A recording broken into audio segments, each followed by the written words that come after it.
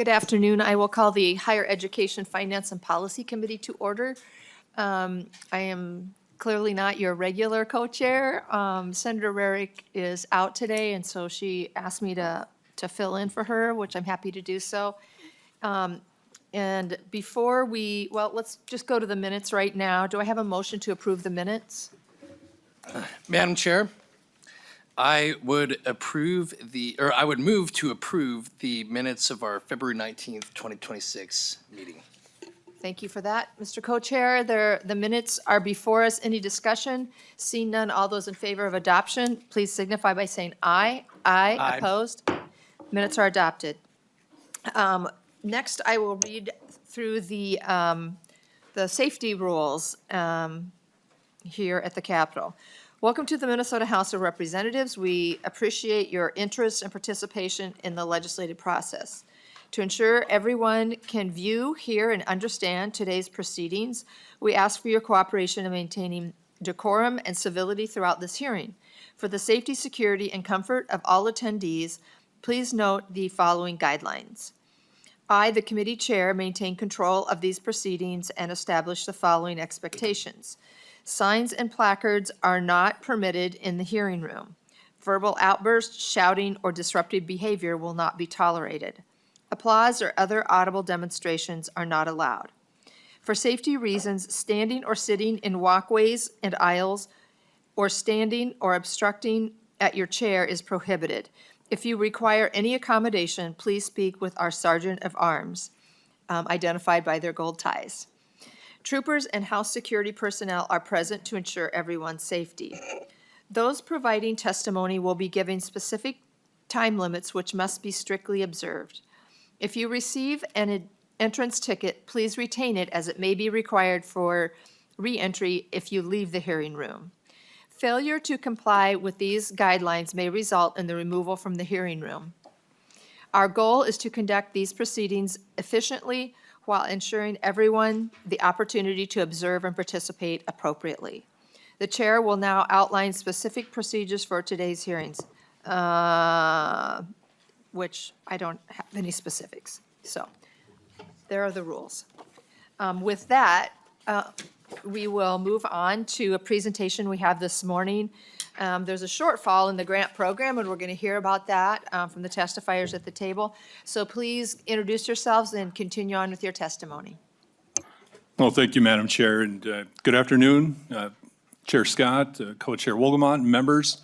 For the record, my name is Dennis Olson. I'm proud to serve as the Commissioner of the Minnesota Office of Higher Education, and thank you for the opportunity to address the committee here this afternoon to talk through our state financial aid programs and primarily the Minnesota State Grant. We realized walking into the room that my name appeared at the top of the PowerPoint, and so figured I should come up and at least introduce the presentation. But we have two incredible folks here from OHE who will introduce themselves and lead the presentation. I'll leave the testifier table here, but I'll, of course, be around for any questions that may arise, and we also have other members from the Office of Higher Education here as well who can help answer questions. But with that, Madam Chair, I'll turn it over to our other testifiers to introduce themselves and proceed. Go ahead, whoever's going first. Good morning, committee members, Chair Scott, Co-Chair Wolgamott. For the record, my name is Megan Flores, and I'm the Director of State Financial Aid Programs at the Minnesota Office of Higher Education. We have several new members with us, as well as veteran members of the committee who we haven't been together for a while. So we thought we'd start out today by kind of reassessing and getting out some basic information about our largest state financial aid program, the Minnesota State Grant. And so I'll share some information about how the program operates, how students apply, how eligibility works, and then we'll walk through how we model spending for the program and discuss our current situation of demand for the program and eligible students exceeding the available resources. We'll also review what the statute directs OHE to do in this situation and then dive deeper a little bit into our projections as well as possible solutions. Happy to answer questions along the way. So how the state grant program operates is basically in order to be considered for the state grant and other Minnesota State financial aid programs, we have 14 of them. Students first complete the FAFSA, which is the free application for federal student aid. This is the annual universal application that is used across all states and territories in the United States to apply for federal aid. And most states also piggyback their state financial aid programs to that universal form. Students also need to complete an application for admission and be admitted to an institution. Schools typically don't issue a financial aid award notice if the student is not admitted. To complete the FAFSA, the student needs to create a federal student aid ID, which is commonly referred to as a student aid account. That requires submitting identifying information, including their address, their social security number, and other relevant information. This is required for all students, as well as the parent of students who are determined based on the Department of Education's definition of a dependent student, which is different than the IRS's definition of who's a dependent student.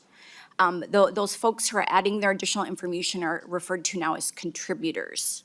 So when you file the FAFSA, the student is required to consent to have data directly pulled into it from the IRS. There's no longer the option to use what was known as the IRS data retrieval tool. With the FAFSA Simplification Act, all applicants and their contributors have to consent or they're ineligible for federal and therefore student aid when they're applying via the FAFSA.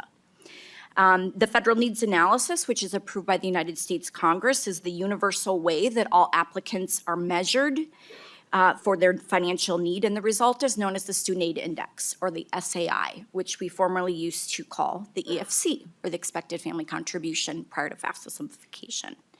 That SAI is used to determine eligibility for need-based aid, and so the lower the student aid index, the higher the applicant's need for assistance is.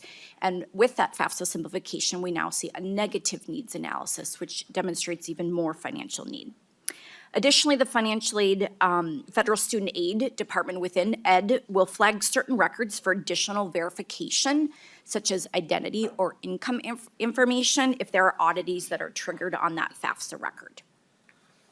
When we look at our state grant program, the Minnesota State Grant is our largest state financial aid program, both in terms of budget and the number of students who receive these funds. For the past almost 60 years, Minnesota has invested in a vibrant economy by recognizing the public good that an educated workforce provides our state.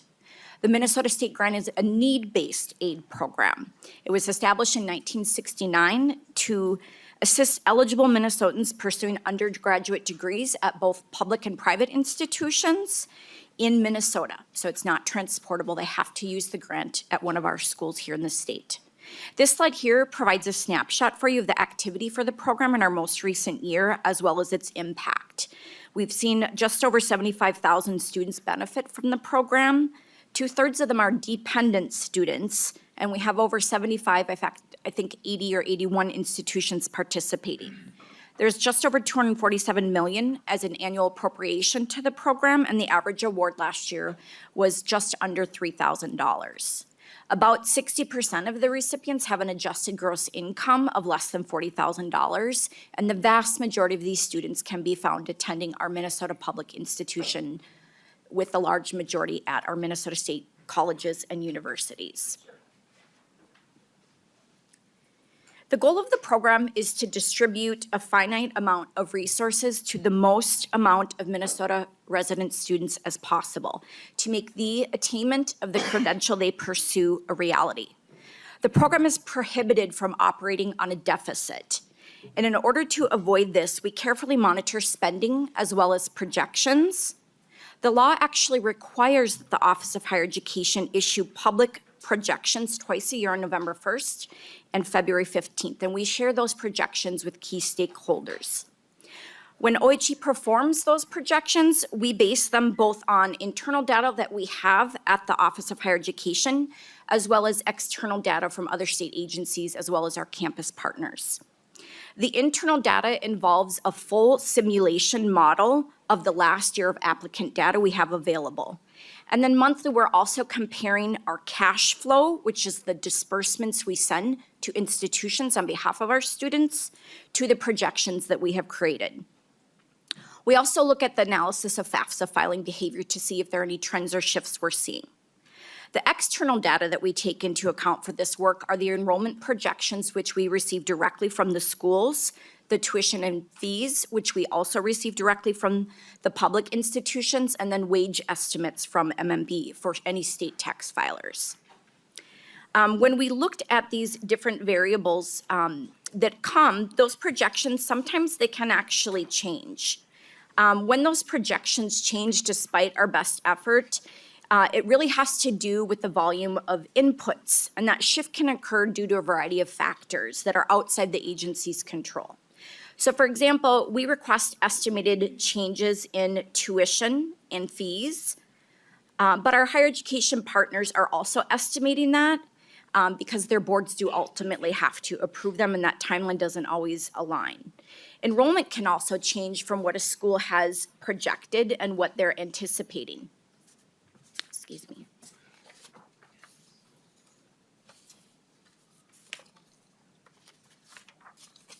Just lost my place.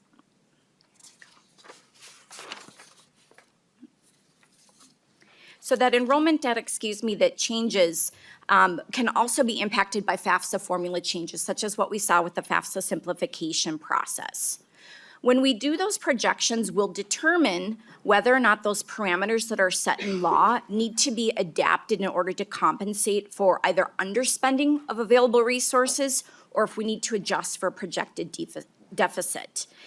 And when there is a deficit, which historically has been rare, there have been, I believe, 4 times in the last 24 years that we've had a deficit.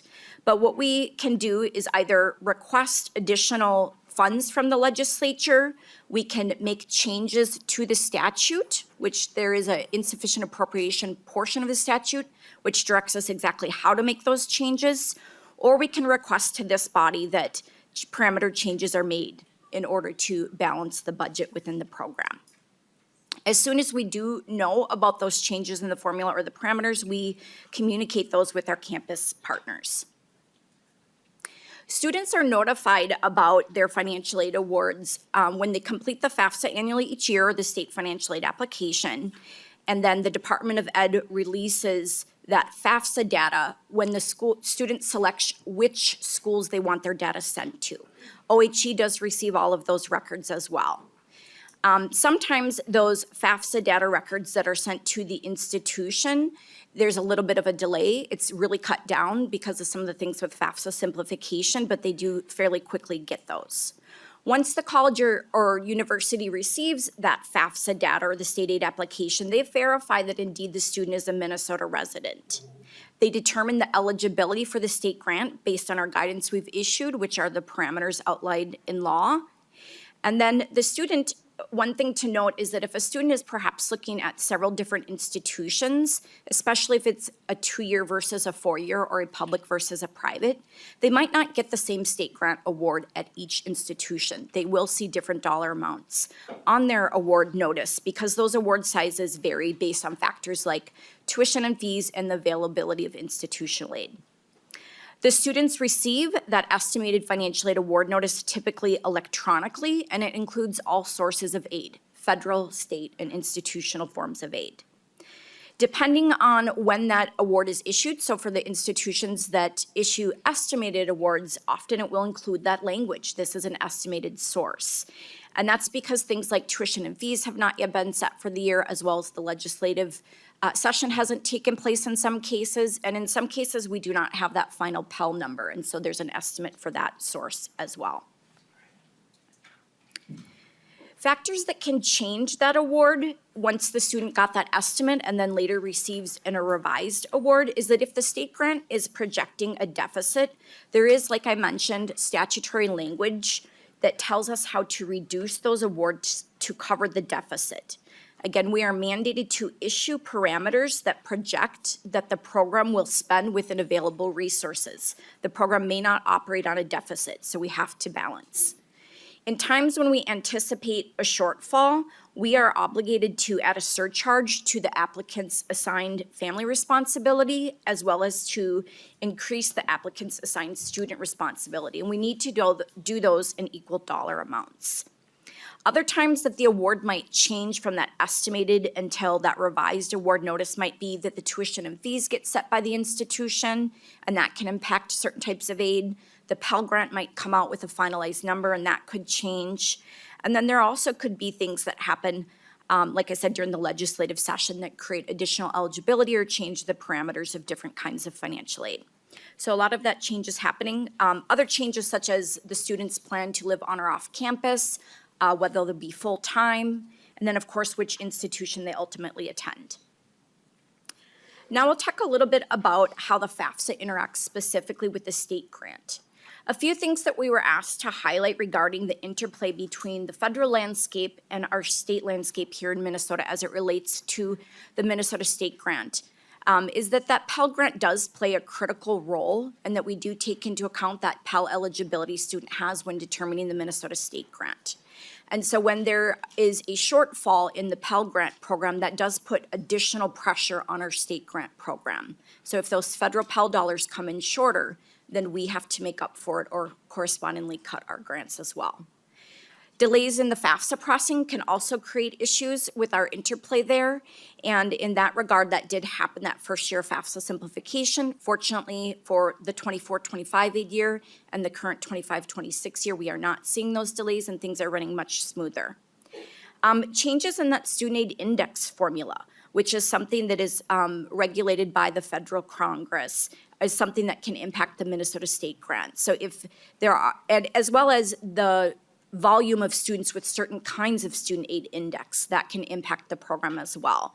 So if we see more students who demonstrate sizable financial need, that increases demand on the program. That also tells us who is pursuing college credentials in our state. Those changes in the Pell Grant formula really do have a very significant impact on our state grant, and so that's one thing that we're continuing to watch as the CBO is predicting a shortfall at that federal program as well. And then before I pass it over to my colleague Nicole Whalen, I want to do a little bit more of kind of, and Nicole will dig into our projections, but I do want to call the committee's attention to the modifications that were made to the program in the last legislative session. And so those changes that were approved in 2025 were that the living and miscellaneous expense allowance was lowered from 115% of the federal poverty guideline to 106%. The assigned responsibility for dependent students was increased from 79% to 95%. The four-year tuition and fee cap was capped at 2% increase for each fiscal year, 26 and 27. The state deadline for the state grant program was moved from what matched the Pell Grant at the last day of the fiscal year to the 30th day of the term for which the student is applying for the grant. And then finally, the lifetime eligibility for the state grant, which did match the Pell Grant at the equivalent of 12 semesters of receipt of the grant, was moved down to 8 semesters of receipt of the grant. So those are the most recent modifications we've had to the program. And with that, I'll go ahead and turn it over to Nicole. Go ahead and state your name and continue on with your presentation. Thank you. Thank you, Madam Chair, members of the committee. For the record, my name is Nicole Whalen, and I am the State Grant Research Manager at the Minnesota Office of Higher Education. So I will just pick up where Megan has left off and dig a little bit deeper into what is impacting our projection for this biennium. So to start us off, I have just a little recap of awards from last fiscal year. So this is looking at combined awards. So that would be average state grant awards and average Pell Grant awards by family income for fiscal year 25. So this chart kind of shows how Pell Grants do tend to taper off above $50,000 family adjusted gross income. And then the state grant continues to fill in for those students at incomes above that level. So the grant really is targeted to middle income families, and it is relative to income and family size. So Megan alluded to the pending Pell shortfall. Excuse me. So currently the federal Pell Grant is projected to have a nearly $12 billion shortfall for the fiscal year 2027. That shortfall is caused largely by some of the same items that are impacting the state grant. So that is increased enrollment across the board, as well as increases in students who have are at the lowest end of the SAI spectrum. So students with the highest financial need. And sorry. For as far as state grant is concerned, that's something that does not immediately impact the state grant, but it is something we are watching. Any changes to the Pell Grant program has an outsized impact on state grant spending. For example, a $100 change in the annual Pell Grant maximum does typically have a $5 million per year increase or decrease in state grant spending. So that's that Pell shortfall is something that our office will continue to watch as the year goes on. Oh, go back. So here we're looking at specifically some of the items that have impacted the state grant this biennium. So we have kind of two primary factors that are driving increases in state grant spending this biennium. The first is an increase in enrollment, which is paired with an increase in overall state grant applications. So the chart on the right there shows the degree to which changes in state grant applications have actually exceeded estimated and even actual changes in enrollment numbers. And that is true of most institutions across the state and all systems. And that specifically the increase in state grant applicants drives state grant spending up pretty significantly as we see more eligible students receiving awards. Additionally, a much higher percent of those students have a high financial need. So we saw last year approximately 43% of students had an SAI of $0 or less, compared with fiscal year 2024, in which only 29% of the applicant file had an SAI, or excuse me, at that time it was labeled an EFC of $0 or less.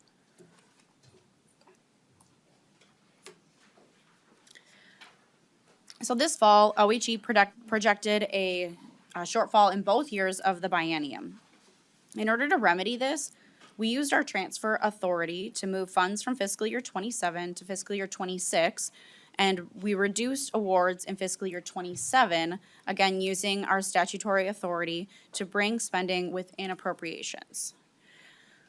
One thing I do want to note is although the shortfall is addressed for this biennium, this kind of deficit is likely to continue to occur in ongoing years unless we see a significant drop in enrollment.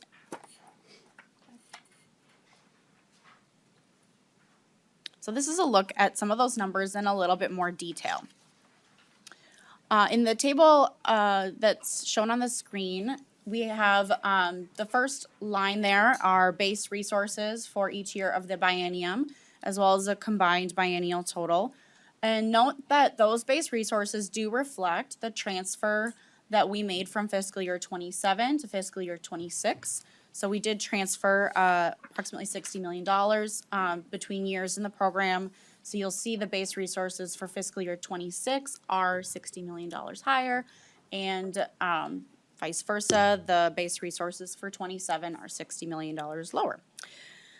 And then spending in fiscal year 27 does include the rationing parameters that we issued at the end of January, and those parameters do reduce awards for all students across the board.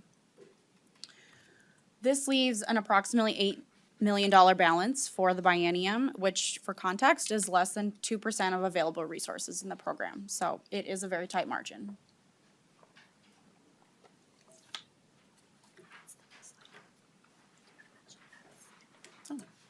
And I'm sorry, that's all, that is the end of our presentation. My apologies.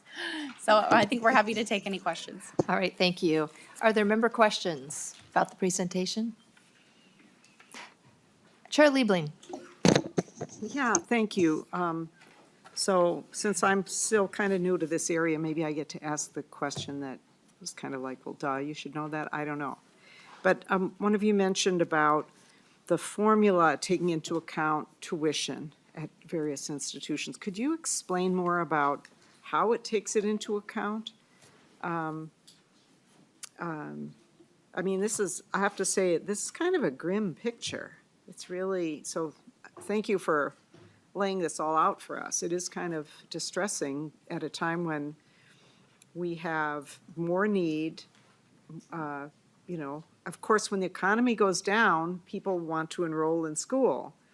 And and this is really distressing that we're looking like we're not going to be able to do so well for students in the future. But anyway, if you could address kind of how that plays in with the costs of the various institutions, it'd be helpful. To whichever one of you would like to answer that. Thank you, Chair Scott and Representative Liebling. The tuition, the way that it works with the state grant formula is that the amount that's recognized in the grant formula is capped at the highest price two-year public institution in the state. So if there are any institutions that are private 2 years, which there aren't that many, that a student attends, none of those higher costs are recognized. On the 4-year side, it has been capped in various different ways over the years. It currently capped the 24-25 highest priced public 4-year institution, which was the University of Minnesota Twin Cities, and then allowed only 2% increase from that in the first year of the biennium, and then another 2% in the second year of the biennium. So basically, even if the U of M is increasing their tuition by 7%, the law is only allowing a recognition of 2% of that increase in order to hold down that cap. That does have an impact on those U of M students, as well as all of the students who choose to attend a private institution and are Minnesota State Grant eligible. The students are impacted by that cap. So that's how the tuition cap is treated in the law. Okay, thank you. You're welcome. Representative Noor. Thank you, Madam Chair, and thank you for the presentation. I didn't see anything in regards to the North Star Promise, because that may have some interaction with how the state grant program is administered. Can you give us a little bit of background of how the two programs interact?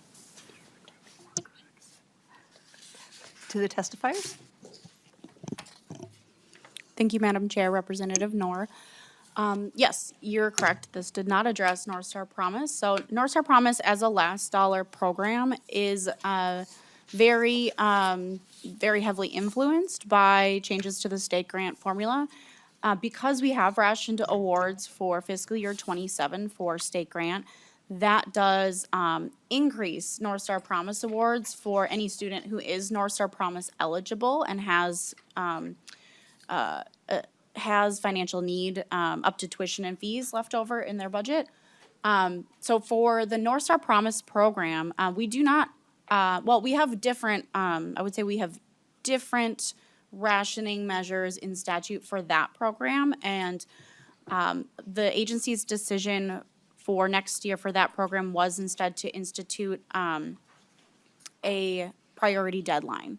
So we have announced a priority deadline of June 1st of 2026 to file the FAFSA to apply for the North Star Promise program, after which there's, Excuse me, Chair Scott and Representative Noor, I can also speak to that a little bit. So the way that the law addresses it within the North Star Promise, when there's also insufficient appropriation language in that program. However, it's a different language because it's a little bit different program, but they are definitely interrelated. And so the statute directs OHE to reduce program expenditures by determining the scholarship amount or number of scholarships awarded that will fit within the appropriation. So again, our state constitution does not allow any of our programs to operate within a deficit. So we're forced to ration in some way. And then we look to see what does the statute tell us for how to ration. To ensure that North Star spending is within the projected available resources, we did, as my colleague alluded to, issue an estimated mandatory priority deadline of June 1st of 2026. That's for applicants for the 26-27 academic year, next year. And we look at that deadline as our projections model that anyone who meets that deadline, we'd be able to have spending for. We did also implement a couple of administrative changes that are within our purview to bring down the spending within the program. We will have, of course, a session, and if there are changes to the state grant program during the session, that either through statutory changes to how the state grant program operates, that as well as any additional appropriations would contribute to being able to change that estimated deadline. But essentially what it is in kind of summary is that the additional demand for the state grant program in higher enrollment and needier students applying and being eligible is putting a strain subsequently on the North Star Promise program as well, but not to the same extent.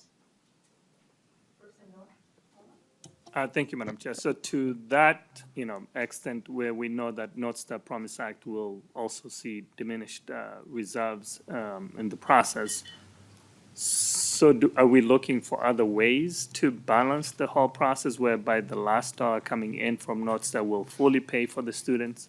Or because of the lack of resources, we have to find other ways? To the testifiers. Representative Scott, Chair Scott, Representative Knorr. That is correct. Without additional resources or changes within the structural issues to the state grant program, we cannot do anything aside from follow what the law tells us to do when there are insufficient appropriations for the programs. Representative Knorr. Thank you, Madam Chair. Representative Coulter. Excuse me. Thank you, Madam Chair, and thank you both for being here. I would like to ask about the negative SAI piece. That was obviously, as we were figuring out the budget last year, that was a point of a great deal of conversation, we'll say. And I'm curious how much of that is a sort of depth versus distance issue. Like, to what extent is it, a larger number of needier students applying, or is it students with a greater level of need than was previously anticipated, because now we're counting some negative SAI? And I suspect it's probably a little bit of both, but I don't know if you're able to sort of quantify the difference there. Thank you, Madam Chair, Representative Coulter. I would say it is a bit of both. So as I mentioned earlier, we do see a much larger number of students at that very lowest end of the SAI spectrum. But I do know that those students that are $0 or less SAI, the vast majority have a negative SAI. So I would say that both factors are in play. And I would say across the board, we have typically seen students with kind of a middle income or lower income family income, have had lower SAIs relative to the previous federal calculation that calculated an EFC. So it's a mixture of both. Representative Coulter.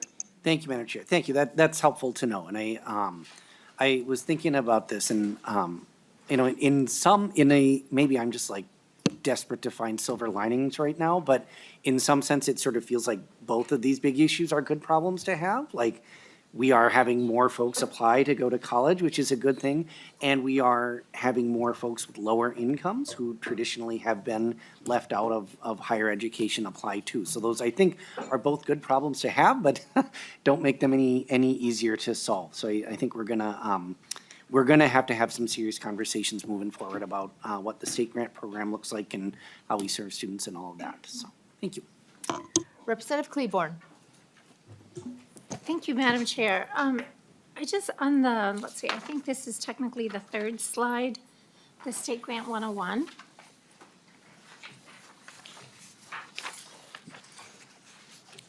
You state that most of the, recipients attend public institutions, and then you have 61% at Minnesota State College and universities and 17% at the University of Minnesota. Is that correct? So that'd be a total of 78%. To the testifiers. Thank you, Madam Chair. Yes, that is correct. Thank you so much. Could you please tell me, so that means we have about 22% who attend private colleges, is that correct? Representative Cleaborn to the I'm so sorry. testifiers. It's okay. Apologies. Thank you, Madam Chair. Yes, that is correct. Representative Cleaborn. Oh, my gosh. You know, it gets so complicated. Can you please tell me roughly the total amounts that go to the public students and the total amount that go to the private college students? Do you have that information with you? To the testifiers.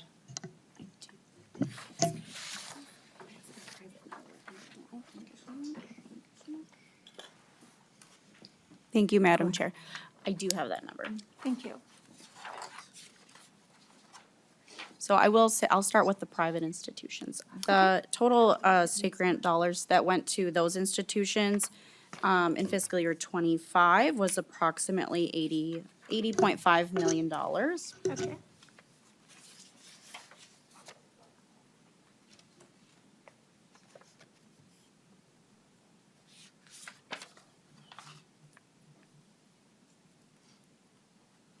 And the total for public institutions in fiscal year '25 was approximately $142 million.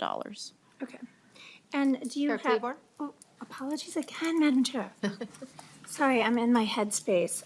Okay, and can you please tell me, and maybe you can give this to us later, the average award, because what I heard you say, and the reason I'm asking this question always, and I keep pushing this year after year, is that when you tie the private colleges to the highest four-year, not the colleges, but the universities, to the highest four-year public, the average tends to be higher to the to the private college student, and my understanding, than to the students attending our Minnesota State four-year institutions.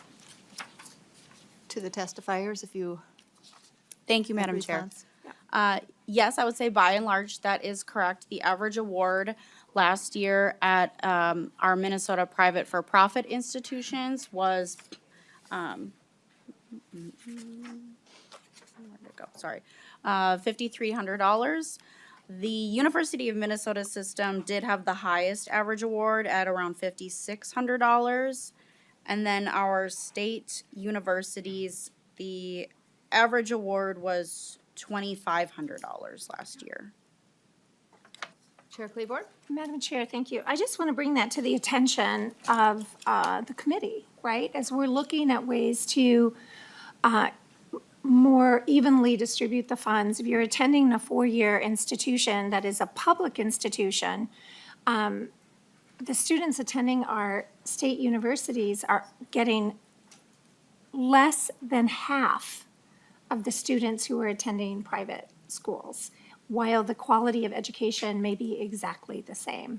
I just want to raise that for the committee. Thank you. Representative Robbins?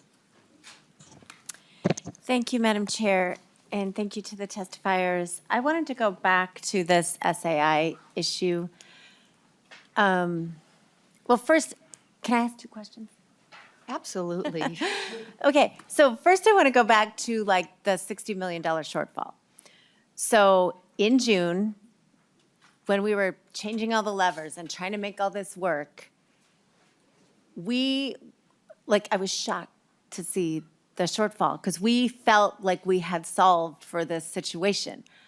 So when did you get those enrollment projections to know? How soon after we had the special session did this become apparent that we were still going to be $60 million short? To the testifiers. Thank you, Madam Chair, Representative Robbins. So I typically project state grant spending in November and February of each year. So once the fiscal year has closed out, which for state grant closed out, it was fully closed out by September. That is when I have that information and I'm able to really dig in and look at projecting spending for at least the current aid year. And then I receive information on projected changes in enrollment. I receive those updated numbers from our systems typically in October. Okay. Chair Robbins? Thank you.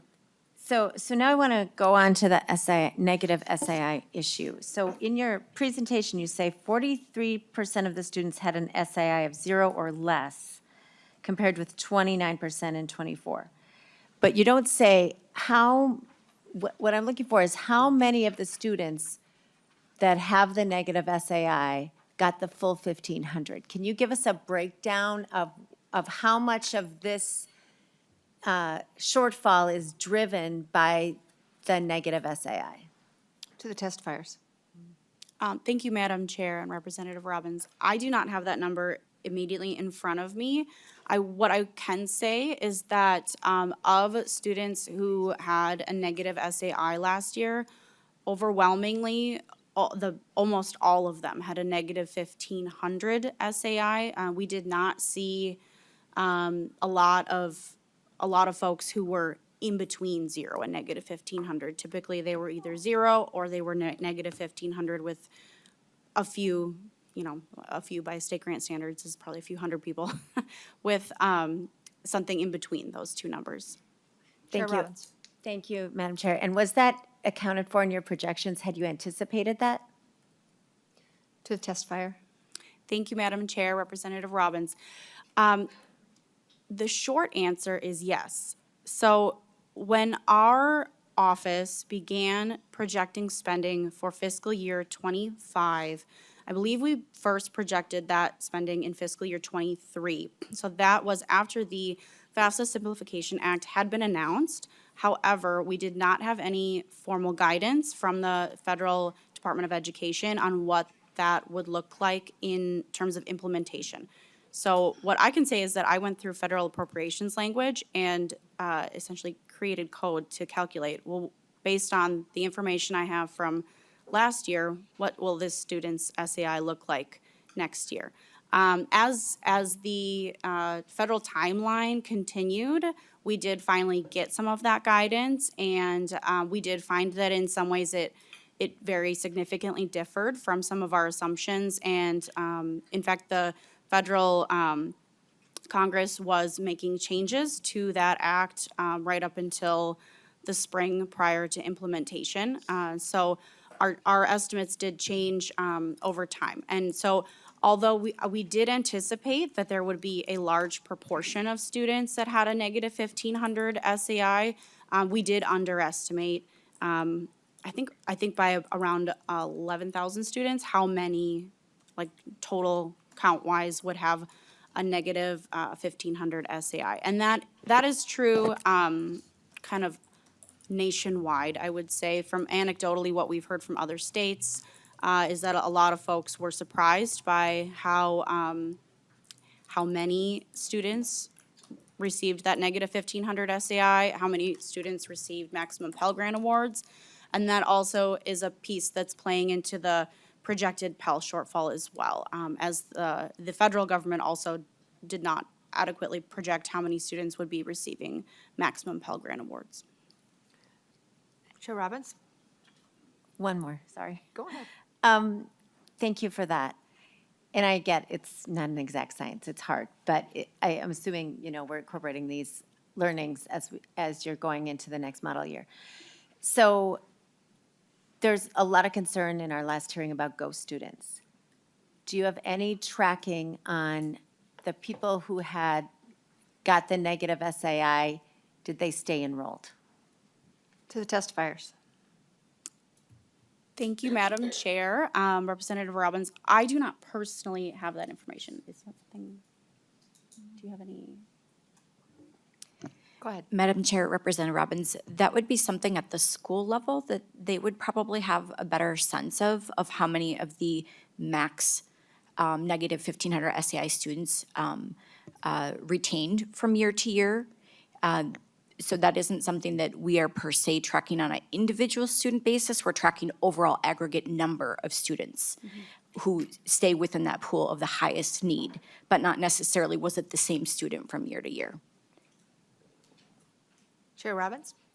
So I think you should be asking for that data from each school and letting us know. That's very important. Thank you. Thank you. Have Representative Coulter again, and then Representative Novotny. Thank you, Madam Chair. Sorry to take a second bite at the apple here. But something that you, Representative Cleaborn, asked kind of piqued my interest. If you have these numbers on hand, great. I'm not going to be upset if you don't. But you mentioned average awards, like through the University of Minnesota system. I would think that would represent a pretty significant spectrum. I would think average awards at Morris, for example, would look very different. Do you have, and then do you have the breakdown by campus in front of you? And then my second question on that, which I would be very impressed if you had, is if you have a breakdown between Minnesota State colleges and universities. Again, I would think, Winona State and Normandale would have a pretty significant difference as an example there. To the testifiers? Thank you, Chair Scott and Representative Coulter. Yes, thanks to my colleague who has printed out our state grant end-of-year projections report. I do have that information in front of me. So yes, I will say that although the average for the University of Minnesota system was $5,600 last year, that varies. So the smallest average grant was awarded at Crookston, and that average was around $3,600. And then the average at the University of Minnesota Twin Cities was around $6,000 last year.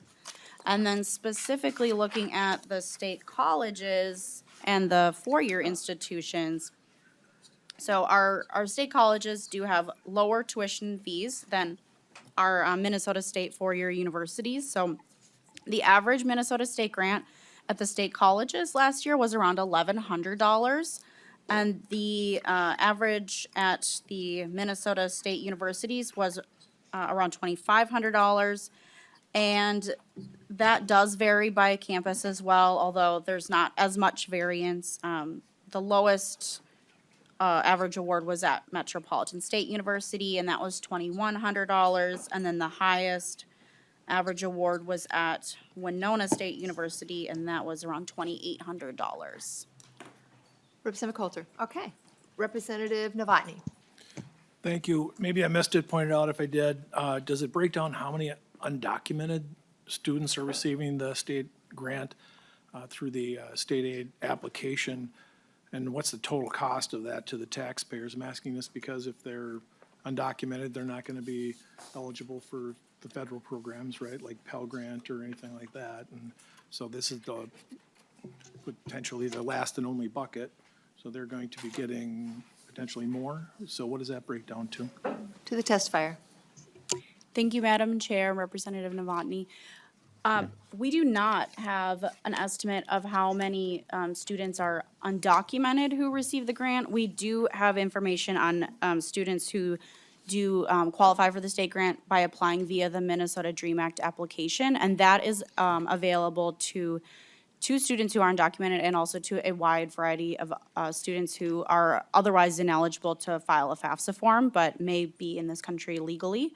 And my colleague can speak more to the mechanics of eligibility for that. I will say there were approximately 620 state grant recipients last year who received awards via the Minnesota DREAM Act application. And that total dollars was around $4.9 million. Want to add anything? Go ahead. Madam Chair, Representative, as far as what my colleague mentioned about other statuses, so students who apply via the Minnesota DREAM Act application are any student who's a resident student under our state law who is ineligible to file the FAFSA. So that doesn't only include undocumented students.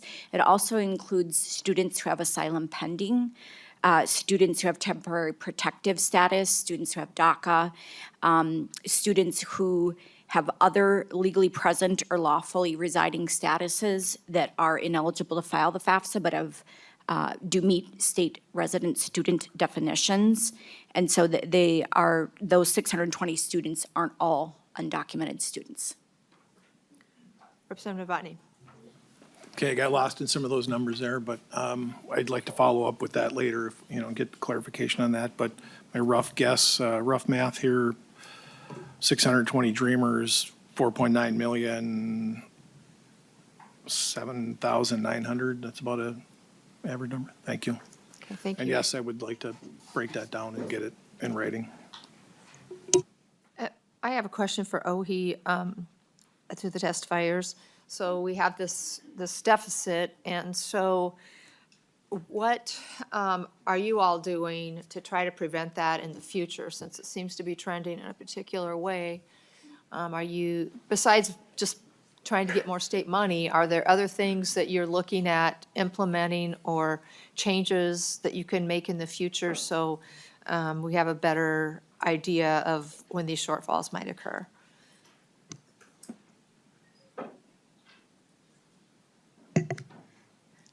Go ahead, Madam Ms. Chair, Flores. excuse me.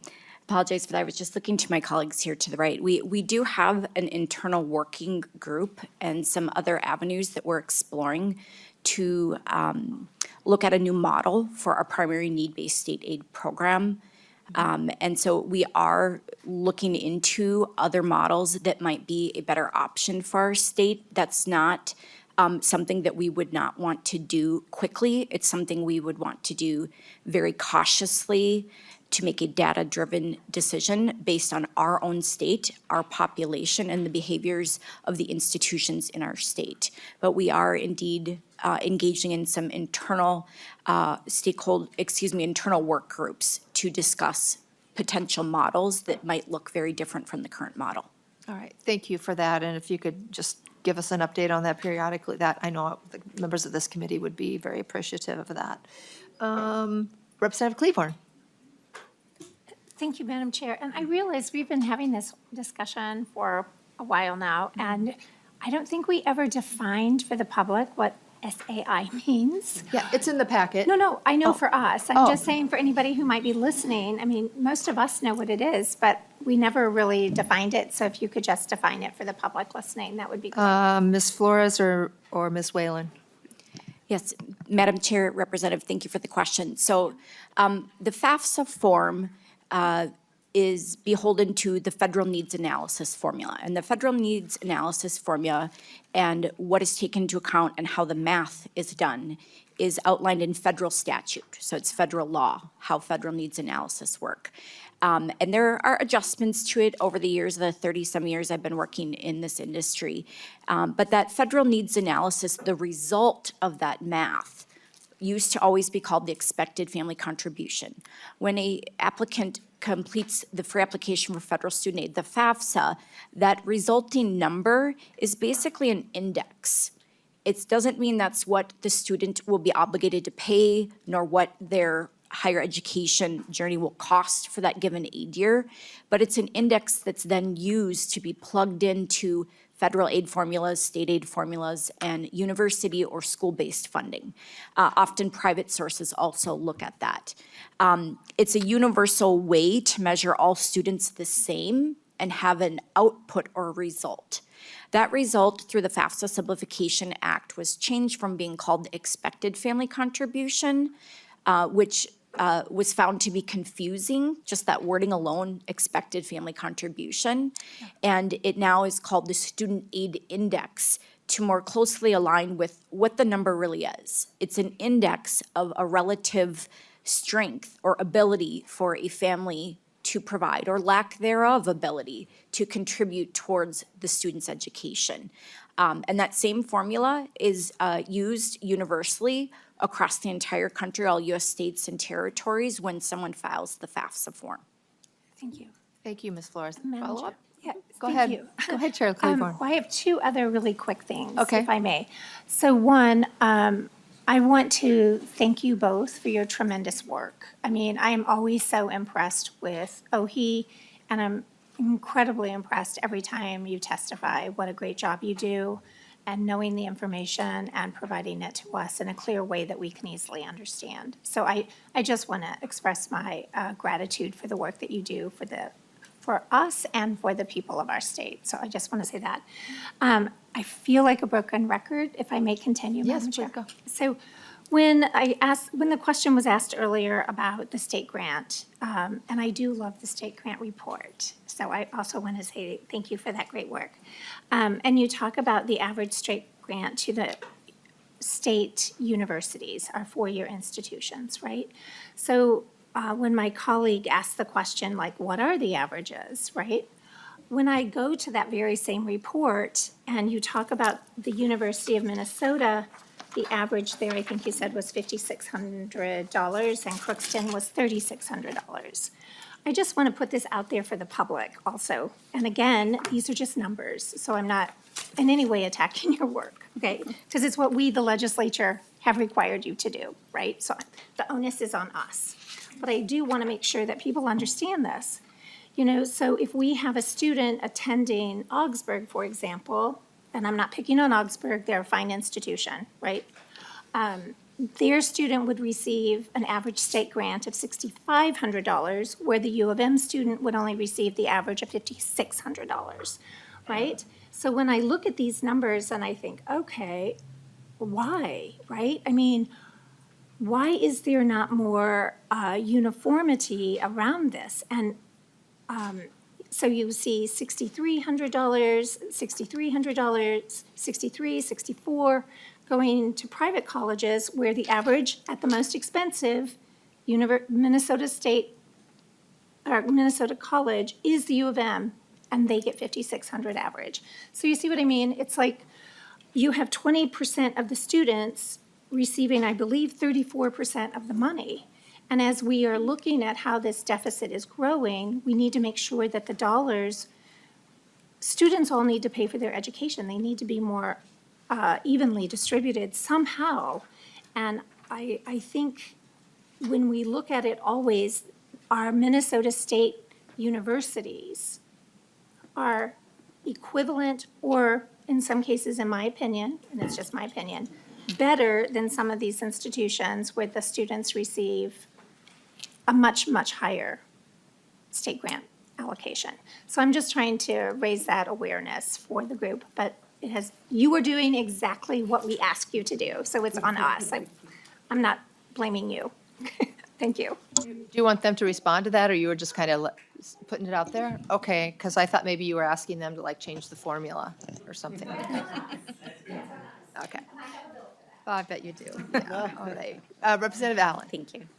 Thank you, Madam Chair. I had a question for the testifiers. I was just kind of thinking, how does Minnesota's reliance on the federal Pell Grants within the state grant formula increase taxpayers' exposure when federal policies change? And should the state reconsider this automatic stacking model that we currently have? Whichever one of you want to take that, or both of you? Go ahead, Madam Ms. Chair, Flores. Representative, thank you for bringing up that. As we continue to explore a model, the potential for a new model, one of our primary focuses is sustainability, predictability for this body, for us as an agency, as well as for our students and families, which I would say is the most important piece of the puzzle. Having a reliable, predictable, sustainable model that students and families can get an award that is more stable from year to year is really important for those students to be able to plan for the future. They do have to reapply for aid, both from the federal government and the state government every single year. And it's very difficult, and the impact, I can't underscore how devastating it can be to actual students who are pursuing their credentials, whether that's a one-year program, a two-year program, or a four-year program. When they're making plans ahead of time and things change, it's very difficult. The student and the family can't suddenly work more or make more, or if there aren't resources to draw on, those can't just happen anywhere. At the state level, we're also somewhat in a bind, as well as at the federal level. My colleague mentioned about the federal government having the shortfall of, our equivalent of being 60 million off, they were 12 billion off. The modeling is not an exact science. We try our very best. We use the best and all the data we have available. But I do think that your question is a worthwhile question on, does it make sense to tie our state aid model to the federal model? And I think that's something that could and should be explored. Representative Allen, are you good? I'm good, All thank you. right, very good. Representative Schwartz. Thank you, Madam Chair. Thank you, testifiers, for coming down today. I appreciate your time. I was just wondering, how many students are receiving state grants through the state aid application rather than the FAFSA, and what is the average award? that those students are receiving? To the testifiers, Ms. Whalen. Thank you, Madam Chair. Representative Schwartz. Yes, so that number was roughly 620 students in fiscal year '25 for an average grant of around $8,000. Representative Schwartz. I do have a follow-up question. And how does OHE verify financial information without federal cross-checks? Ms. Whalen? Or Ms. Flores? Yep, Madam Chair, Representative, the Minnesota DREAM Act application, our state financial aid application, the needs analysis formula is modeled exactly after the federal needs analysis formula. So the students are measured the same. A family from a similar socioeconomic background who files the FAFSA and also files our state aid application receives the same resulting student aid index. As far as the verification, we do all of that in-house at the Office of Higher Education on behalf of those students across the state. And I believe your specific question was about the federal data. Since we do not have the direct data exchange, we collect the tax forms directly from the students and their contributors. Representative Schwartz? Thank you. That's all. I noticed there's a third testifier at the table. Is this, were you prepared with some remarks, or were you just there for moral support? Moral support. Moral support, okay. Very good. Any other member questions? Representative Liebling. Thank you. So when, this is more of a data question, but when you were talking about the new rules about checking everything against the federal database, and, you know, that in order to, I guess, generally apply, you have to file the FAFSA, and the FAFSA gets checked and all that. So the data that students in Minnesota are supplying on their FAFSA in order to get their federal and state grants, what happens to that data? Is that data, what are the feds doing with that data? Do we know? And what is Minnesota doing with that data? Madam Chair, Representative Liebling, the federal data as well as the state under our partnership with the federal government is protected by federal privacy laws. And so the data is privately protected, which I believe your question may be related to, is concern about the student data and the protection of that data. And so the data is very strict. The FERPA, the Federal Privacy Act, is very strict in how the data can be used, who it can be shared with. And the FAFSA Simplification Act actually strengthened that in what they consider federal tax information. And they're very specific and narrow spaces in which OHE can redisclose that data in aggregate amounts that are not individually identifiable. The schools are beholden to that same standard as is the federal government. Does that answer your question? Of course, I like this line of questioning. Go ahead, Chair Liebling. Madam Chair, I thought you might. Yeah, so, well, that's good to know. That's good to know. Of course, after DOGE, who knows what data is really private anymore that the feds have, because we know that there's all kinds of consolidation of databases, and it's pretty hard to know how data is being used. But I appreciate that there are, in fact, laws that protect that data that gets submitted. Thank you. Chair Robbins. Thank you, Madam Chair. So I was on the conference committee last year, and I cannot tell you how painful it was to make these changes to the miscellaneous expense allowance and all the different levers we had to do to try to do what we thought was filling the state grant hole, and we were so proud of ourselves, and then it didn't happen, right? So as we as a legislature look at this again, knowing that we're probably looking at another deficit, do you have recommendations on which of these levers are best for us to use? To the testifiers.